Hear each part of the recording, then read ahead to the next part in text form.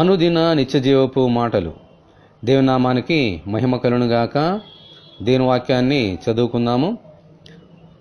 ఆయనను అనుసరింపక మనుషుల పారంపర్యాచారమును అనగా ఈ లోక సంబంధమైన మూల పాఠములను అనుసరించి మోసకరమైన నిరర్ధక తత్వజ్ఞానము చేత మిమ్మును చెరపట్టుకొని పోవాడెవడైనా ఉండునేమో అని జాగ్రత్తగా ఉండుడి.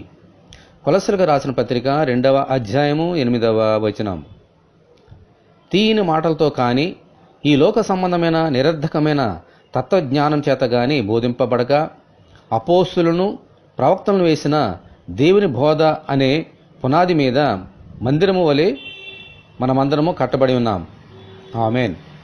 అయితే మనుషుల పారంపర్యాచారములను బట్టి మోసపరచబడకుండా, వారి చేత చెరబట్టబడకుండా జాగ్రత్తగా ఉండాలి. ఎందుకంటే మనుషులు ఏర్పాటు చేసిన పారంపర్యాచారముల నిమిత్తమై మీరు దేవుని వాక్యమును నిరర్ధకము చేయుదురని ప్రభు చెప్పారు కదా.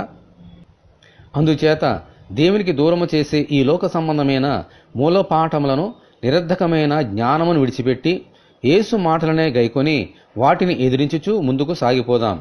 దేవునికి స్తోత్రము కలుగునుగాక. ఆమేన్. ఇటువంటి కృప కొరకు మనమందరము దేవుని ప్రార్థన చేసుకుందాము.